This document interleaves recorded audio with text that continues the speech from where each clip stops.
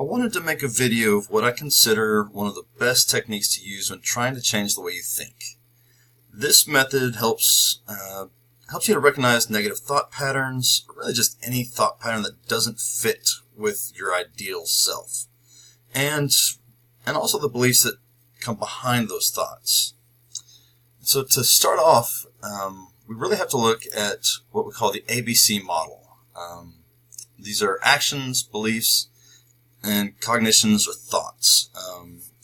Actions, really, this is just any action that occurs which you notice leads to a negative thought. The belief is usually an unknown or unconscious belief, something that we're really going to get to a little bit later in this video. And the C, the cognition, this is the negative or unwanted thought that naturally occurs as a result of the action that is influenced by your belief. Here is the thought record spreadsheet that I've found on therapistaid.com. I've used this with several clients, and it really is beneficial if you'll use it. You'll notice that it's divided into 5 columns. We've got the situation, or as the ABC model puts it, the action. You've got thoughts or cognitions. You've got emotions, behaviors, and then you've got a column for alternative thoughts. When you begin using a thought record, really you only want to stick with the first 3 columns, the situation, the thoughts, and the emotions.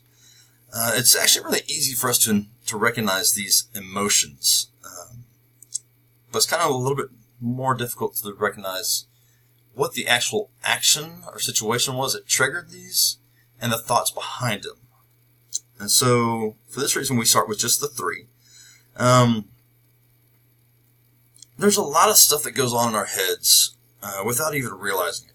We can recognize that there's a negative thought or an unwanted emotion, pause and write it down. Typically, you'll start with the emotion and work backwards. Give yourself time to think. This is not a natural thing to do. It's going to take time to get used to. But you need to start by writing down the emotions and think back to, okay, what was the thought that happened right before this emotion or this set of emotions? You go over through the thoughts. All right, what happened that led to this thought? And so, what was the action? And I'll show you an example here in a minute. Over time, you'll begin that this has a cause and effect relationship, and you'll no longer really need to write them down, but I really do encourage you to keep doing so until you get through the full sheet. So once you start getting a grasp of these thoughts and emotions and recognizing the situations, you want to move into the behaviors. Write down whatever you did. Don't be judgmental about it. Just look at, how did you react, or how did you not react? What happened? What did you do? And then once you start noticing those and writing them down and being able to just recognize them without even thinking, then you can move on to the alternative thoughts. Alternative thoughts, really, this is something different. This is, all right, what can I do differently? How can I think differently? That's more congruent with what I want to be thinking, who I want to be, how I want to act and behave. So this is what goes here. And over time, you'll notice that eventually these alternative thoughts become the actual thoughts, which turn into the emotions and the behaviors that you actually want. So let me show you an example of one that I filled out here. This is really kind of an example of somebody who's been through a deployment, a veteran of some sort, or even a civilian contractor who's actually gone and seen combat. And so this is actually something that's pretty typical, pretty basic. You've got the situation here as a loud noise, especially if they've been involved with IEDs, roadside bombs, rocket-propelled grenades, stuff of that nature. When something loud happens, you immediately get that fear and anxiety. You've got to think back. Okay, what caused this fear and anxiety? Okay, I just heard a loud noise, and I thought, something must have exploded. And once you have gotten used to recognizing that, then you can start looking at, all right, what did I actually do? What was my reaction to this? And it's usually something that happens immediately. You don't think about it. It just happens. And so, like here, I have it as, I jumped and I moved away from the noise. So that was the behavior. But the alternative thought is more of, all right, let's look at this logically, rationally. What actually happened? What is more in line with reality? What's more in line with who I want to be, how I want to think?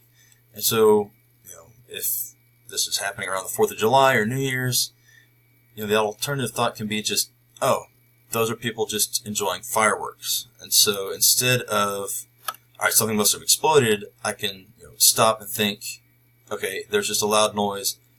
Off to my left, I look over and I see that the fireworks have gone off and there's smoke in the air, or I see the remnants, something.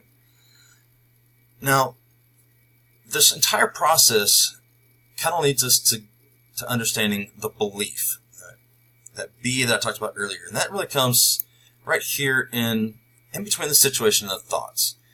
Like I said earlier, it's usually unconscious. You don't really notice it. You don't know that you have these beliefs until you start actually documenting all these things and looking through all of these different processes. And so the belief here is most likely going to be something along the lines of, I'm not safe. Now, this belief is something that can be addressed with a licensed therapist or counselor who can assist with establishing good, healthy coping mechanisms. It really is not something that you want to tackle on your own too often, because a lot of times whenever we're dealing with beliefs of our own, we start getting judgmental. We're like, oh, I should have done this. We start berating ourselves.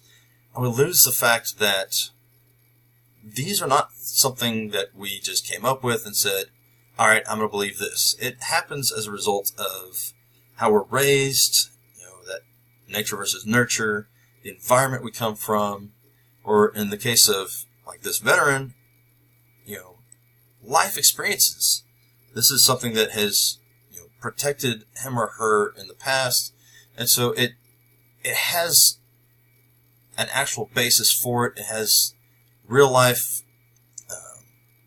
consequences, good or bad, and so it's not something that you want to just say, all right, this is bad, I need to change it. You kind of need to work with a professional to say, okay, why is this here? Is this good? Is it bad? Do I need to change it? What do I need to do? And that is why I highly recommend working on the belief with a licensed professional counselor, or marriage and family therapist, or licensed clinical social worker, psychologist, psychiatrist, somebody who knows how to keep you from becoming your own worst enemy, which unfortunately a lot of us have a tendency to do. So I thank you for spending these few minutes just listening, and hopefully this helps you to at least get started and working towards becoming the person you want to be.